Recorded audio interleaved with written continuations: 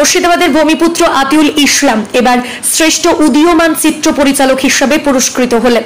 গত রোববার 9 জুন 2024 কলকাতার নজরুল মঞ্চে অনুষ্ঠিত হল বাংলার টেলিসিনে অ্যাওয়ার্ডস। একঝাঁক তারকা অভিনেতা, অভিনেত্রী, পরিচালক ও বাকি সৃজনশীল ব্যক্তিত্বদের এদিন পুরস্কার দিয়ে সম্মান প্রদান করলেন টেলিসিনে অ্যাওয়ার্ডসের টিম। তবে গর্বের বিষয় হলো মুর্শিদাবাদের ভূমিপুত্র আতিউল ইসলামকে এদিন শ্রেষ্ঠ উদীয়মান চিত্র পরিচালকের পুরস্কারে পুরস্কৃত করা হয়। গর্বের বিষয় হলো বিশিষ্ট পরিচালক কৌশিক গঙ্গোপাধ্যায় থেকে শুরু করে গৌতম ঘোষ, বিশিষ্ট অভিনেতা প্রসেনজিৎ চট্টোপাধ্যায় থেকে শুরু করে শাশ্বত চট্টোপাধ্যায়, অঙ্কুশ হাজরা, আবিদ চট্টোপাধ্যায় ও আরো অনেক বিশিষ্ট তারকাদের সামনে আতিউল ইসলামকে এই পুরস্কার প্রদান করা হয়। এদিন পুরস্কার পেয়ে বেশ আনন্দিত পরিচালক নিজে।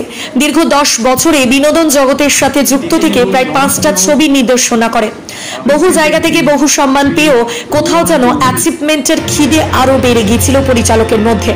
তবে তার সোশ্যাল মিডিয়া হ্যান্ডেল থেকে আমরা জানতে পারি তিনি পুরস্কার পেয়ে ভীষণই আবেগপ্রবণ। তিনি তার একটি পোস্টে লিখেছেন, সাফল্যের আর একটা ধাপে পদার্পণ করে আজ যেন আবেগপূর্ণ হয়ে যাচ্ছি বারবার। একদিন বোকা বাক্সে 4 চৌকো ফ্রেমে যখন সমস্ত রথী মহারথী দেবতাদের দেখতাম পুরস্কার গ্রহণ করতে, তখন ভেতর ভেতর একটা স্বপ্ন বুনে ফেলতাম, একদিন ঠিক ওই জায়গা অবধি পৌঁছাবো। দীর্ঘ 21 বছর ধরে চলে আসা একটি জনপ্রিয় অ্যাওয়ার্ড অনুষ্ঠানে নানান গুণী পরিচালক, অভিনেতা, চিত্রনাট্যকার, সুরকার পুরস্কৃত হয়েছেন। তাদের মধ্যে আজ অনেকে উপস্থিত হয়েছিলেন। আজকের দিনটা যে আমার হবে এটা কখনো ভাবতে পারিনি। তাদের সামনে দাঁড়িয়ে পুরস্কার পাওয়ার স্বপ্ন হলো সত্যি ঘটে গেল আজ। ধন্যবাদ জানাই আমার যাদের আশীর্বাদ ছাড়া হয়তো এতখানি রাস্তা অতিক্রম করতে পারতাম না। ভালোবাসা নেবেন সকলে।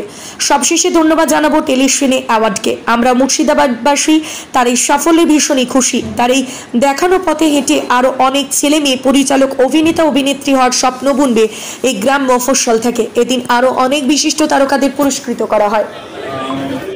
চ্যালেঞ্জটা আরো বাড়িয়ে কাজ করতে হবে, আরো চ্যালেঞ্জটা বেড়ে কাজে চাপ। কোন বিভাগের জন্য এই অ্যাওয়ার্ড? Rising award. আচ্ছা, সেই সঙ্গে দাঁড়িয়ে বর্তমানে কি কি ছবি আবার আসছে, দর্শকরা কি কি পেতে চলেছে? একটা তো নতুন থ্রিলার আসছে মহরত, সবাই জানে। তারপরে দুটো মুভি আসছে, এই ইয়ারে দুটো ফ্লোট হয়েছে আমার। গল্প এখন বলবো না, নামও রিভিল করবো না, ওটা পরে। সবসময়ই তোমার পরিচালনায় দর্শকরা একটা অন্য ধরনের ছবি দেখতে পায় এবং নতুনদেরকে সুযোগ দেওয়ার একটা বিষয় থেকে তুমি সেটা দিয়ে থাকো, সেই বিষয়ে কি বলবো? আমি একটা কথা বলবো ফার্স্ট টাইম, সেটা হচ্ছে একটা সিনেমা কিন্তু মানুষকে ভালো করতে পারে, একটা সিনেমা মানুষকে খারাপও করতে পারে। তো আমি দেখি সিনেমার বিষয়বস্তুগুলো যেন একটু সোশ্যাল মেসেজ হোক, মানে একটু মেসেজমূলক কিছু হোক। আর আমার প্রতিটা থ্রিলার হোক বা ড্রামা হোক বা আদার্স কোনো কমার্শিয়াল প্যাটার্ন থাক, একটু সোশ্যাল মেসেজ থাকবে। অ্যাজ এ পরিচালক হিসেবে বর্তমানে টলিউড ইন্ডাস্ট্রিতে কতটা কম্পিটিশন হয়ে দাঁড়িয়েছে? কিছু বলবো না, কারণ হলো অনেক সিনিয়র ডিরেক্টর আছে, অনেক সময় তাদেরকেও অনুসরণ করি, দেখি তাদের মধ্যে দেখি, তাদের মধ্যে দেখি। তো কম্পিটিশনটা ঠিক আমি এখন বলবো না, কম্পিটিশন ঠিক নয়, এটা তো সেই জিনিস না। মানে উনি ওনার মতো, আমি আমার মতো, আরেকজন ডিরেক্টর তার মতো।